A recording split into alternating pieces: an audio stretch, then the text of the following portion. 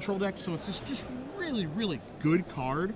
I think arguably just the best of the weapons. Yeah. The God's weapons. I mean, I like Hammer of Porphyros a lot, but I think this is probably the best one. I also saw a Bident of Thassa deck yesterday. Yeah. That actually looked really, really impressive. Just a mono blue deck using Bident with Master of Waves, generating a lot of card advantage that way. So, I wouldn't say that any of the weapons are bad. White Weapon Spear of Heliod's perfectly good there. I think there will be a time and a place where Bow of Nylea is actually quite good as well. No weapons are bad. It's just trying to find a home for them because they're such unique cards. We've been playing Magic for over 10 years. I don't know how long you are. I don't want to date you too well. But I've been playing Magic for over 10 years. Never seen a card like these weapons before. They're really interesting, and they make deck building, I don't want to say difficult, but just more intricate. I think the Hammer of Porphyros is the one that we've seen the closest to.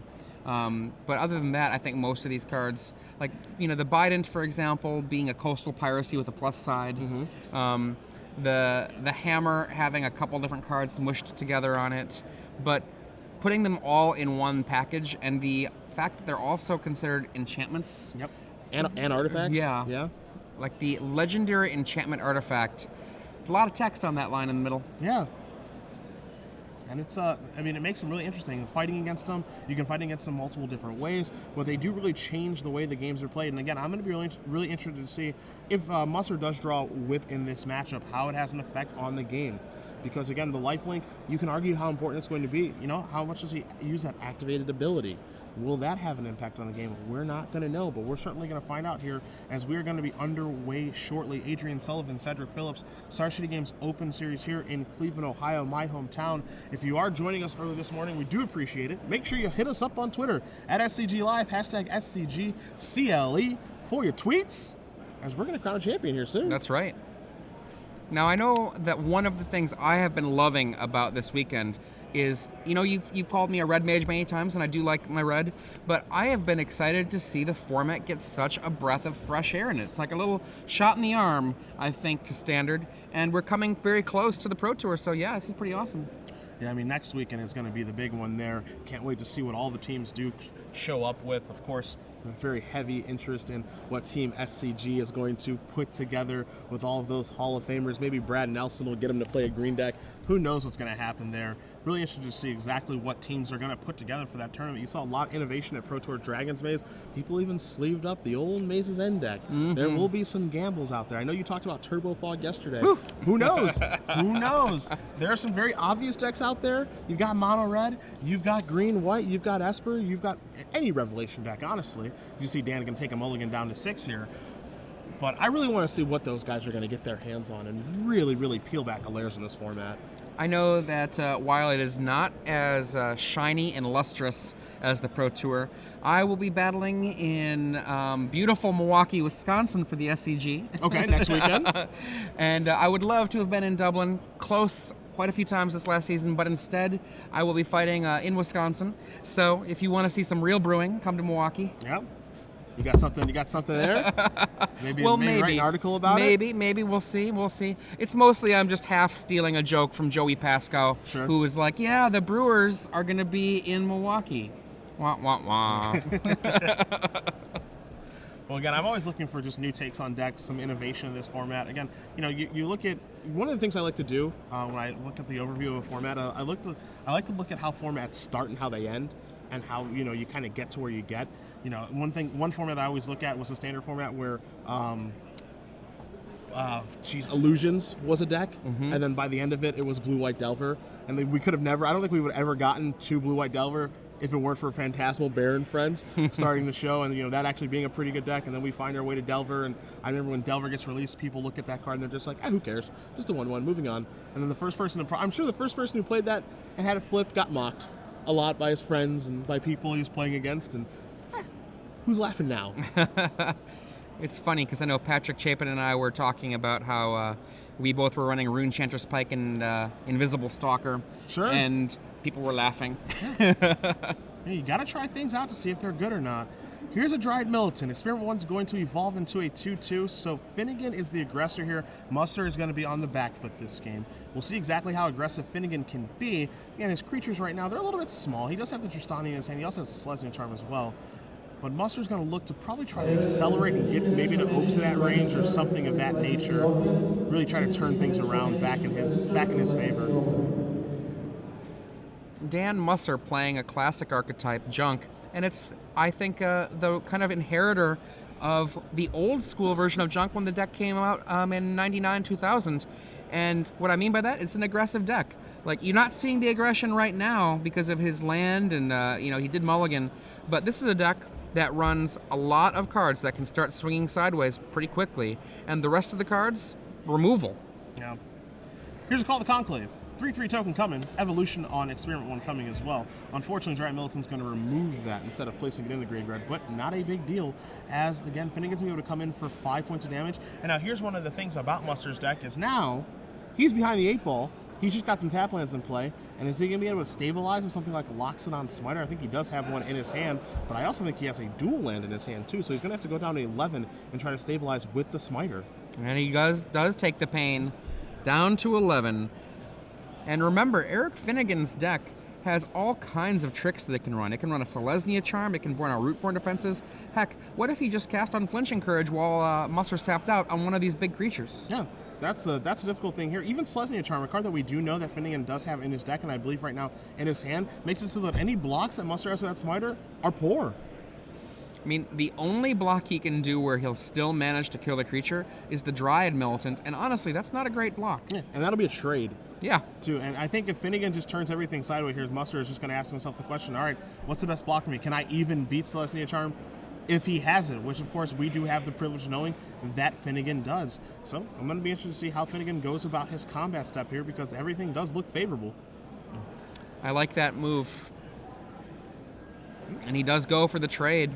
Show me the Selesnya Charm. And if you do, that's 2 cards for my 1 card. I think that's a trade that Finnegan's probably very, very happy to make. He's going to be able to get that Smiter off the board, deal 6 points of damage, put Musser down to 5, and if he has a follow-up play too, it means he's still going to be ahead on the board. So I think that this is a very, very good spot for Finnegan to be in. I would cash in that Selesnya Charm at this point. If there was a Rootborn Defenses, would you cash that in? No, I would rather just. I think I would rather just Selesnya Charm. But I mean, this means that Advent. Advent's going to show up. That's what this means. I don't think there's anything Musser can do about that. Dan Musser does have his own Advent in hand. He's shy on the mana for it. And you saw Musser drew a Doomblade this turn, Adrian, and I think that makes things. I mean, it doesn't really change anything, right? Because if Finnegan does have the Advent of the Worm, what's going to happen? He's going to cast Advent of the Worm. Spirit One's going to evolve into a 4/4. Musser's going to have to Doomblade the Advent because he can't let Finnegan untap because of Rootborn Defenses. And then we'll see Finnegan attack with his creatures, and I think the Selesnya Charm will actually be the card that does wrap it up here. So pretty crafty play there by Finnegan by not casting the Selesnya Charm, just standing his ground because he does have, it feels like, at least, he has Advent in his hand. And Dan Musser, did he just say go? I think he did just say go, and there's your 4 mana, there's your Advent, and there's your Doomblade on the Advent. Yeah, he doesn't want to have a Rootborn Defenses prevent that Doomblade from doing anything there. Yeah, has to kill it right away. And that's going to evolve that Experiment 1 into a 4/4. And as I think we're just having a quick chat with the judge to make sure everything does go okay here with the triggers and all that good stuff. There's your untap, and there again is a Selesnya Charm in Finnegan's hand. Just draw Rootborn Defenses for the turn. But go for it! And he should know there are no cards in Dan Musser's deck. Yep, boom. On to game 2. Yeah, but before that, we have one winner of this game, Erik Finnegan up the first game, but we're going to start the call for another winner, the winner of the Star City Games Premium Trivia Giveaway. Yeah, and so I'll explain the rules. You ready for a question? Absolutely. All right, well, very briefly, again, full year being given away. Adrian's going to ask you a question. Make sure you do hashtag your answer with the hashtag of SCG Premium on Twitter. We will select one of the people who do get the answer correct at the conclusion of this round. So again, it's about accuracy, not speed. Make sure you hashtag your answer, with the hashtag of SCG Premium. Adrian, don't make it too tough. Don't make it too tough? No. Okay. Then should I make it really easy? Intermediate. Intermediate. Okay. It won't make it too tough then. So, one of the things that we saw in this event was a bestow creature. A bestow creature that has seen a lot of play in this top 8. What bestow creature has made it to the top levels and has been seeing play in more than one of the decks in this top 8. What bestow creature is being played in more than one deck in this top 8? If you do know that answer, again, hashtag your answer with the hashtag of SCG Premium. We'll be announcing one winner at the conclusion of our final round, right before we do have our winner's interview with Glenn Jones in the sideboard, as we'll cut back to the match for you guys and take a look at these sideboards here between Erik Finnegan and Dan Musser. Musser going to be on the play this game, so I'm going to let you take a look at that one here. He got ran over pretty quickly there. Yeah, he stumbled on his mana. He didn't have a lot going on. His sideboard, 3 Thoughtseize, 1 Doomblade, 2 Golgari Charm, 1 Hero's Downfall, 2 Underworld Connections, 1 Sin Collector, 3 Unflinching Courage, and 2 Shadowborn Demon. You know what's interesting about this sideboard is that practically all of the removal is something that he could consider running. Now, Golgari Charm doesn't really do much in the way of removal in this matchup, but it does play a nice, cheap copy of Rootborn Defenses. Yeah. It's kind of a fake Rootborn Defenses. And we were talking earlier about the problems of cards like, say, Druid's Deliverance when you're going to decide whether to attack or not. This is one of those rare matchups where I think that the Sin Collector might be good in a creature matchup. He has a lot of targets that are really worth hitting. Advent's Rootborn Defenses, Selesnya Charm, Call of the Conclave, but then also from the sideboard, I actually expect to see more cards like Rootborn Defenses and the possibility of a card like Glare of Heresy, since Dan Musser himself is running Elspeth, is running Loxodon Smiter. I think that there are a lot of things that are, and just, it's going to be a very, very interesting set of choices for Dan. The cards I'm really confident about are the 2 Shadowborn Demons and the Doomblade and the Hero's Downfall. But what I'm kind of wondering about is whether or not Sin Collector, Unflinching Courage, or Golgari Charm come in. But that is way too many cards to board in. Yeah, that's a lot of options. I mean, it's good to have options, but does he have a game plan formulated? That's the question here, because of course he didn't know he was going to play against, but he didn't know the green-white was a deck in the format. So let's see if he has a game plan for a green-white strategy overall. As you take a look at Finnegan's sideboard here, Musser knows it as well. 2 Pithing Needle, 1 Centaur Healer, an Unflinching Courage, 2 Druid's Deliverance, 1 Rootborn Defenses, 2 Sundering Growth, a Tristani Selesnya's Voice, 1 Ajani Call of the Pride, 3 Glare of Heresy, and a Hunt the Hunter. Hunt the Hunter, I think, is a pretty good start. Pretty easy one to bring in here. The rest of them, I mean, it's kind of interesting, right? Where we saw him leave an Unflinching Courage in the previous matchup, but in a green against the mono green deck from Chris Renner, where I thought he might sideboard it out. But this matchup here that he's playing against, Musser has removal, so he does have the chance to get 2 for 1. And a lot of removal. Yeah, so that's a little bit scary. I don't know if he's going to bring that Unflinching Courage in. Don't like Centaur Healer and Green Mirrors, of course, more for your mono red decks. Pithing Needle not going to have a lot of targets in this particular matchup. Rootborn Defenses, do you want the 4th one there? Yeah, I mean, I think the first one's really good. I'm not sure how good the next couple copies of that card are. I agree with you that Glare of Heresy is actually good in this matchup, but how many do you want? I think that's a very valid question. Ajani does have the potential to steal a game, but also has the potential to get outclassed pretty quickly. Tristani as well, but I don't know if we're ever going to get in that board stall sort of situation. So a lot of options here for Finnegan. He being up a game, he just wants to get up to that aggressive start like he had the last game and just push Musser over before he can get his feet set. I mean, I think that this matchup is going to be a matchup of one player destroys the other player. And the question is, does Dan Musser stumble while Erik Finnegan just grows a huge army of monsters? Or does Dan Musser just dismantle creature after creature and leave nothing left? It's a very real question, and that's an answer that we're going to find out for you guys very, very, very shortly. I'm very, very interested to see exactly what's going to happen here. Green-white up a game, but Dan Musser's junk deck. And again, Dan's super hungry for a win. He does have a runner-up finish or 2. He's top 8 in multiple of these bad boys. He wants to win this tournament. His back is against the walls. He looks at a lot of Advent of the Worms, a couple of lands. He keeps that quick. All right. As does Erik Finnegan. Finnegan draws an Advent of the Worm for his turn. He's going to start off with, and it's Spearmint number 1.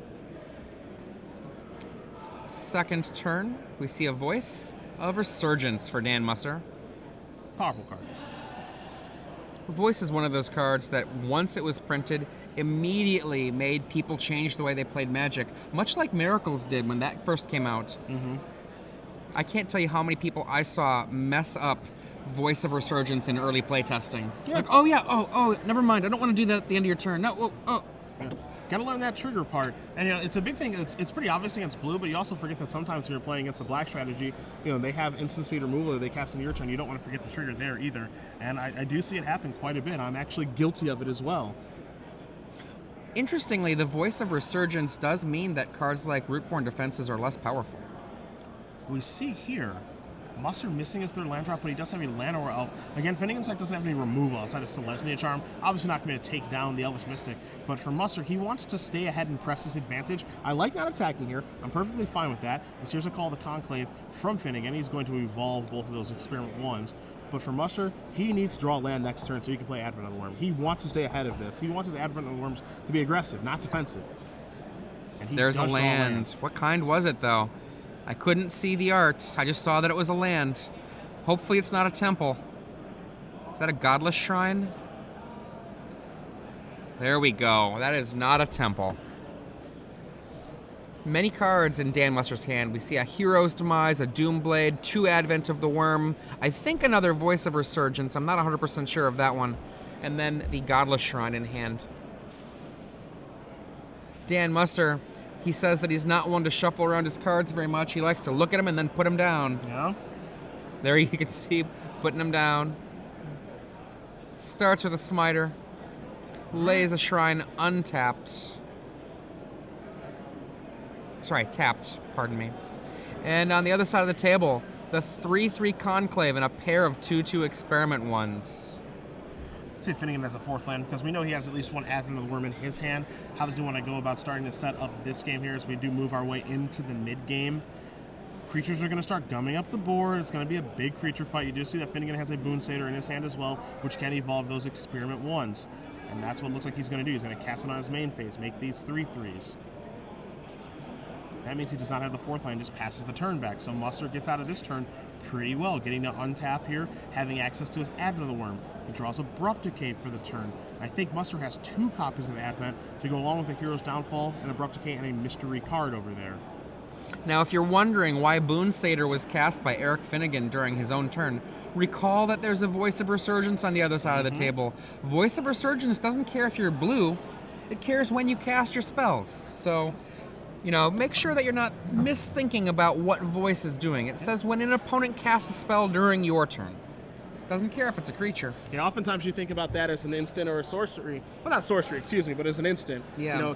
The first thing you think of is, this thing bricks counter magic, or it bricks Azorius Charm, or I get a guy off of Sphinx's Revelation. But again, Boon Satyr is a card that, you'll get something from that.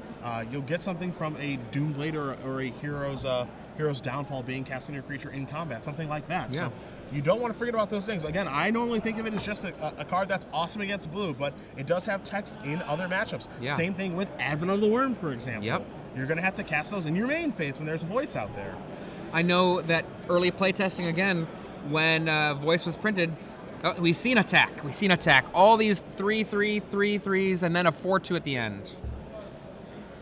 In early testing, Restoration Angel was a very, very early culprit with Voice of Resurgence. Oh yes, I forgot. So, does happen quite a bit here. Now this reeks of a Rootborn Defenses, this attack.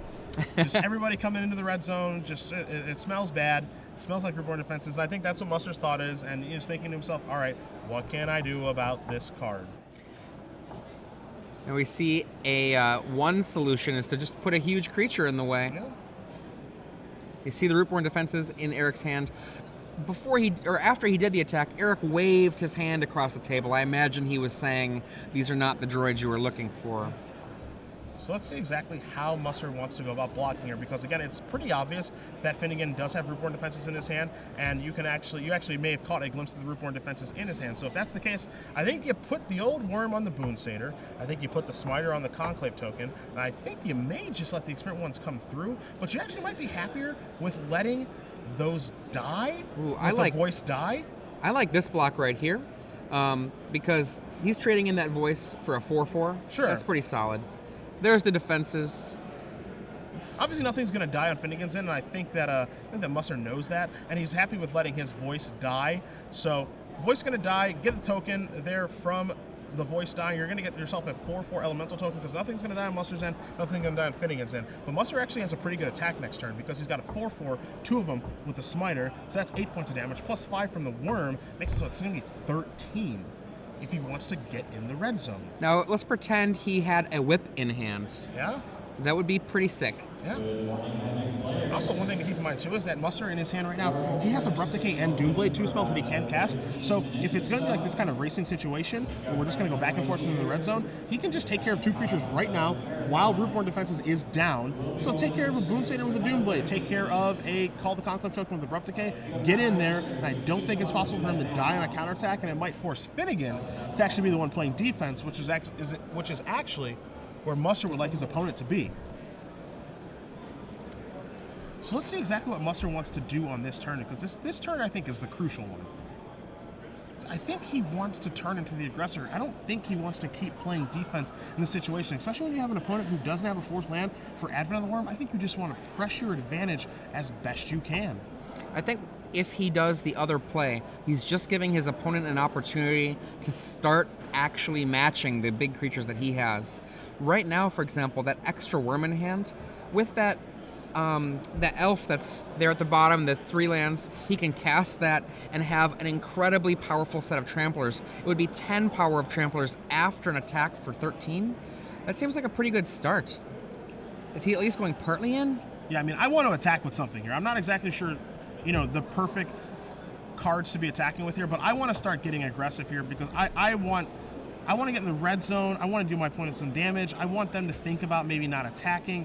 I just want to start getting in, and Advent of the Worm is going to begin combat, so Finnegan's going to go down to 15. Don't think Musser has a land to play this turn, but of course he does have that other Advent of the Worm, which is, if he's going to pass the mana up, it's pretty obvious that he does have one. I think Finnegan can, adjust accordingly. And I see he leaves Erik to his own turn, so his 2 removal spells and his Advent of the Worm, he could do some combination thereof. It could be just the Advent, or it could be Abrupt Decay and Doomblade. Now, Finnegan drew a Temple Garden for his turn. If he wants to play that untapped, it's going to bring him down to 13. That is not irrelevant. That damage actually is going to matter in what looks to be a damage race moving forward. But it's going to allow him to cast his own Advent of the Worm. So now both players could potentially have a 5/5. But as we did mention, Musser does have those 2 spot removal spells in Doomblade and Abrupt Decay. So how relevant is that 5/5 from Finnegan right now? Hard to say. One thing that it will do is it will make those experiment ones into 4/4s as well. So the combat stage of this game is getting a little bit muddy. This is true. Now, the Advent of the Worm in Erik Finnegan's hand would tap him out, which would mean that there would be no opportunity for something like a Rootborn Defenses to be able to populate it. It's surprising, actually, how much Erik Finnegan's deck prefers to function on a lot of land. We see just the attack here, Boon Satyr, a pair of Call of the Conclave Centaurs, and then 2 3/3 Experiment 1s. That's for 4, 7, 10, 13, 16 damage currently. I was a little bit surprised to not see Finnegan play his land untapped pre-combat. I don't know if he, if he plays his land untapped pre-combat, at Temple Garden, yes, he goes down to 13, but he can represent Advent of the Worm, which represents 2 Experiment 1 triggers happening. Right now, this is basically a loud declaration that I have another Rootborn Defenses, and how much does Musser actually care about that, I think is really interesting. Musser looks like he's going to go to blocking here and not cast Advent of the Worm before blocks. It looks like he's just reaching, doesn't want to give away that he has Advent. I think this is very interesting. If he does this block, that's 10 damage that would be coming through in theory. So again, those experiment ones are 3/3s. So you look at a 4/4 elemental token there for Musser, a 4/4 Smiter in front of those 3/3s. Again, that's part of the reason I like playing the land first, so that you can actually have Advent of the Worm. This attack, this damage that's going to come through, yes, it's 10 points of damage, but Musser goes down to 7, not 0. And as we know in the green-white decks, there isn't really any reach. Here is Selesnya Charm. Ooh, is that on a token, an unblocked token? I mean, he might not have been targeting that. He might have just put the card forward and declared another target. Yeah, I mean, that's possible. What this... Oh, exile. Okay, sure. There we go. Sure. He's exiling the worm. So this is going to do is turn that into a 3/3, but I actually like this. So now this Advent play is fantastic, because now he doesn't use the Advent, forces the Selesnya Charm, Advent, make my guy a 4/4 again.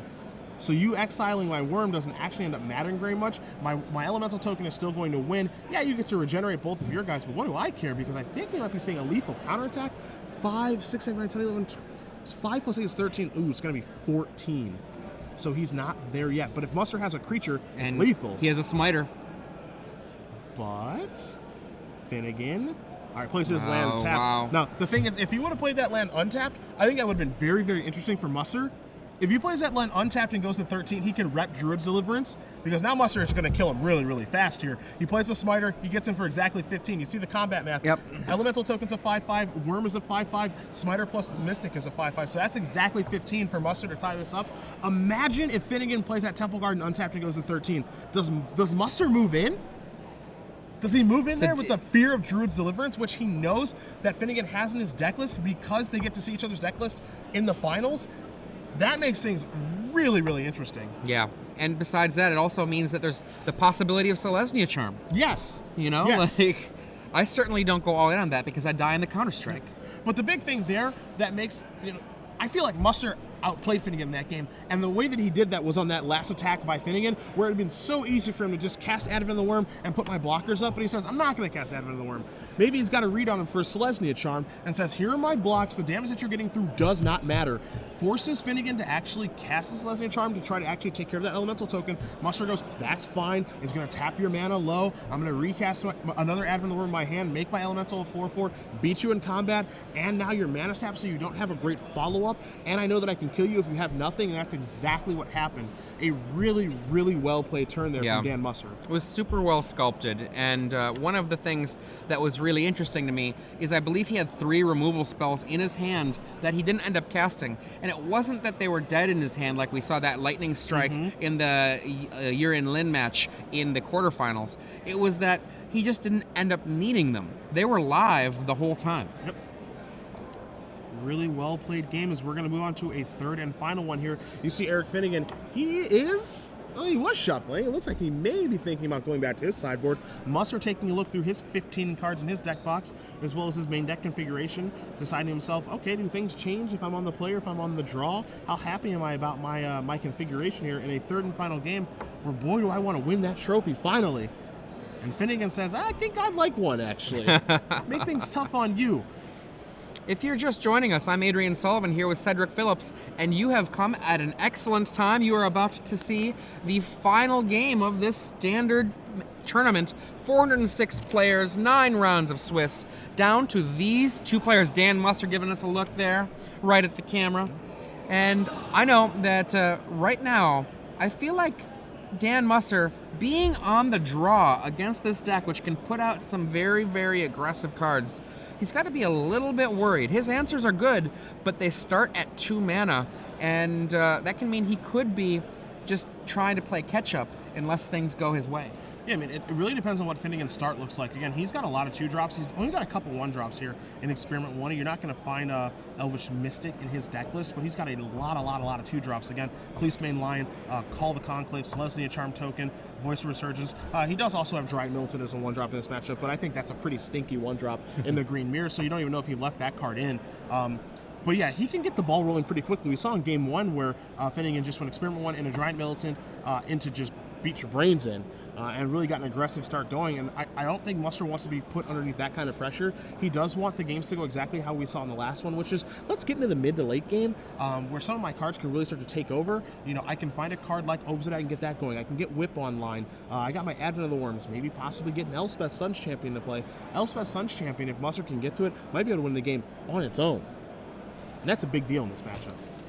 Especially because one of the things that Erik Finnegan doesn't really have is much in the way of trample. Advent of the Worm is basically it, and he could have Unflinching Courage, but as we've already discussed, Unflinching Courage is not particularly great against a deck with Abrupt Decay, Doomblade, Hero's Downfall, and that's one of those things where Elspeth could lock it out. Yeah. And Elspeth's just making a bunch of tokens, gumming up the ground, kind of getting into, again, that board state where I think Musser would be incredibly happy to be at, which is, let's just gum things up. Let's make combat difficult for you. You know, I think Musser's mind frame in this matchup might be, okay, I might be the more skilled player, so I'm happy with the game's going along because you might make an error in judgment. You know, the longer I'm able to just gum things up and get in just an ugly board state, the better things are off for me. Because I know that's one thing, if you play limited Magic, one place that I'm actually comfortable is when there's a bunch of creatures on the board and no one's really sure if they can attack. Because, you know, there's a chance that your opponent actually just moves in too soon, maybe waits too long to move in, and, you know, deciphering what's great or what's the correct play in those board situations is incredibly, incredibly difficult. So if you feel like you have a skill advantage in the matchup, that's where you actually want to get into. Yeah, that's just this ugly, ugly game. That's interesting you say that, because one of my friends, Brian Cole, he says he likes to build decks that make the board look ugly, and he'll make plays and he says, you know what, I'm making a play that if you give me a letter grade on it, it's a B-, but I'm pretty sure my opponent's going to get a D, because they're even worse at dealing with a gummed up board. Yeah.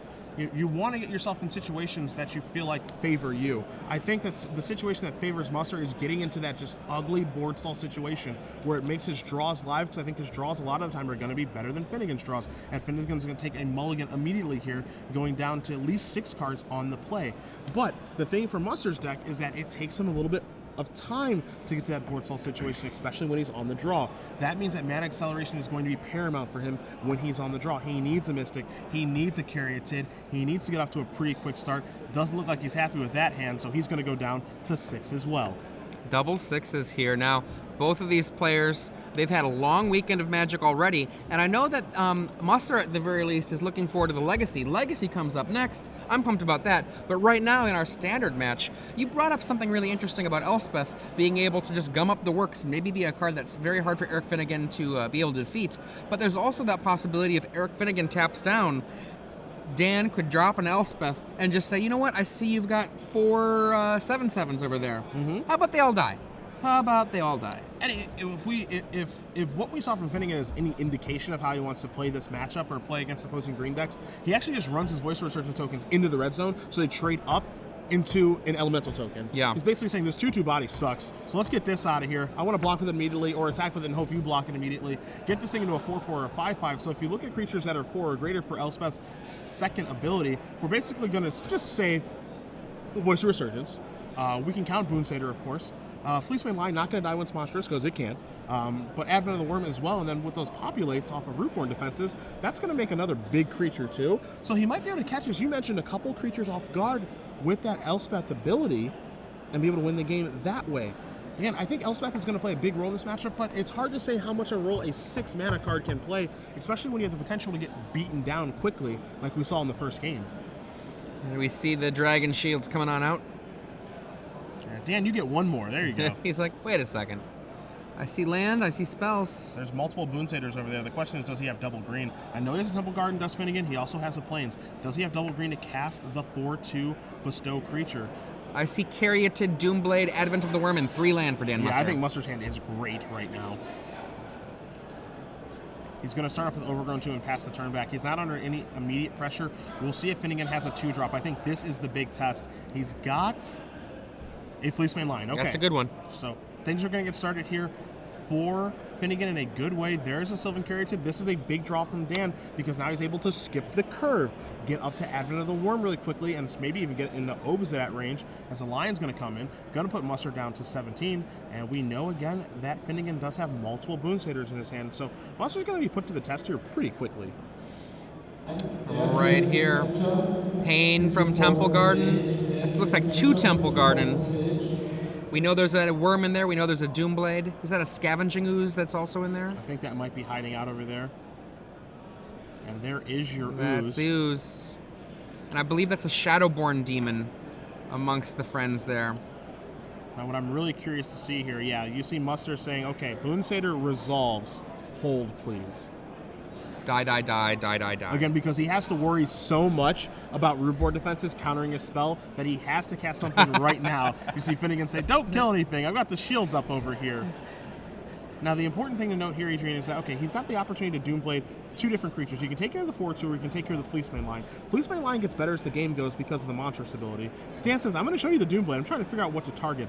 I like targeting the Fleecemane line here so that my Scavenging Ooze can just trade immediately with Boonsatyr and leave the board clear. That's me. I'm with you. Okay. I'm exactly with you. Because you might not have mana to be able to activate that that Scavenging Ooze anytime soon, and your life total, 15 feels like a lot, but Erik Finnegan's deck hits hard. It's a deck with Advents of the Worm. It's got a 4 power on the table. What if something goes wrong, like there's a Selesnya Charm and he just tramples on over? I agree. Get rid of the 3/3 before it becomes something even more problematic. And also then force Erik to have another card to make the trade on the Boonsatyr work. There we go. Dan Musser also agrees with us. Untap. Funny that Finnegan draws for his turn. He draws another copy of Fleecemane line. I'm really interested to see if Boonsatyr is going to come in here and try to offer up a trade. I think if Boonsatyr does come into the red zone again, I think Musser is going to block immediately. Oh yeah, I would block in a heartbeat. I've got my Advent later to have a big thing. Yeah, I mean, there's also the off chance that we are just really undervaluing Scavenging Ooze in this matchup, because right now, Musser, if he does take the damage, he goes down to 11, then he can push himself back up to 13 from double Scavenging Ooze activation. So is he happy making a trade at this point in the game? I don't know. And it looks like... Okay, yeah. So he is going to trade. Basically what he's saying here is if you have Rootborn defenses, that's fine, that's your turn. Yeah, spend your mana. Yeah. That'll be your entire turn. I'm perfectly fine with that trade. If you have Selesnya Charm, that's kind of annoying because you get to trample over for 4. But again, that's probably your turn, and that is going to be Rootborn defenses. And again, I think Musser is thrilled with this trade because Temple Garden's going to come into play tapped, and that's Finnegan's turn. So again, Musser is the control deck in this matchup, especially in this game when he's on the draw. So he's got to be thrilled with how things are going. Sitting at 15, scrying with Temple of Silence, having Advent of the Worm up, and being able to pass the turn back. Yeah, that was a great turn for Dan Musser. Now, Finnegan plays a 5th land, and you know he's going to get in the red zone again. If you're Musser, you've got Advent of the Worm, but how good is Advent of the Worm right now? Because, I mean, you want to block, but there's the threat of that Boonsatyr bestowing it, actually taking care of your Advent of the Worm and replacing itself. And that's exactly what you're going to see here now. So bestow a Boonsatyr on here. Get rid of that Advent of the Worm. Give me that Boonsatyr in play. So Boonsatyr acting is just an expensive removal spell, but it takes care of the 5/5. Imagine that Boonsatyr not dying there. Mm-hmm. Shadowborn Demon you. Now, Shadowborn Demon is going to end up dying now, so it's like a, what do we call that? Just like a really expensive 5-mana brain spoil. Just like a super expensive 5-mana removal spell. He might eat the Caryatid. We'll see. Oh, look at that. He does eat the Caryatid. We're getting in the red zone? He's doing the math now. I mean, we're looking at 2015 for life totals. He could tie it up. Really, really scary thing here for Musser, and I'm not sure there's anything you can do about this, is you take a look at the 4 mana over there for Finnegan. That reps Advent of the Worm. So it's really scary if Finnegan goes, all right, play Fleecemane line, pass, Advent of the Worm, end of turn, get you for 8, potentially 9 with Monstrosity. But can Musser afford to play defense this turn? I'm not entirely sure. Dan Musser with a Shadowborn Demon, a 5/6 flyer. His graveyard not full enough of creatures to be able to stick around. He's playing the kind of copy of Lord of the Pit right now. Another Sylvan Caryatid. Ah, wow. Might be trying to see if he can... He's going for it. All right, he's getting in. I kind of like it. Now, I'm not sure. Finnegan may have no cards in his hand, too. Okay, so yeah, he's cardless, so he doesn't have to worry about Advent of the Worm. And right now, the thing that's on the table is Monstrosity on the Fleecemane line. No blocks from Dan Musser, I would say. For an extra monstrousness. All right. Indestructible hexproof. So that 4/4 is never going to leave. Bye-bye Caryatid. I think Musser needs to draw another creature here. He draws. I'm not quite sure what that was. Was that an Advent, maybe? I think there was a spell, though. Yeah, I believe it was a spell as well. He hit it pretty quickly. You see him reorganizing his mana. Is he going to get in the red zone again with this demon? That would put Finnegan down at 10, but Musser will go down to 7. So can he keep going here? Boy, I'll tell you, the whip would have been an insane draw this time. Oh, man. Dan Musser on the right with Junk, trying to decide what his play is going to be.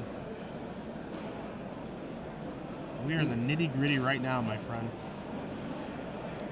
5 land, a Shadowborn Demon face off against 6 land, and a monstrous Fleecemane Lion. Does he regret not having that Scavengers anymore? I think that's the big question. He's got a spell to cast, I think. Okay, there's a land. A real tough decision. Does he attack? Does he not attack? In. Right. Finnegan's going to go down to 10. I think he's got an Advent of the Worm in hand. I would be very impressed if this is an Advent. I think he's done a really nice job of masking it.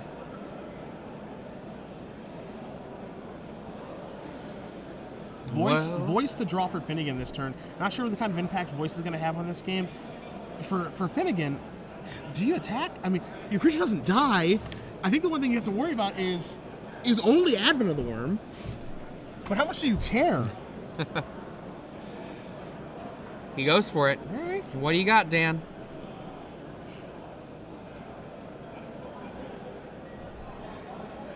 If there is a Voice in hand, unless he's going to use mana for, I don't know what, I would have cast the Voice before attack. Yeah.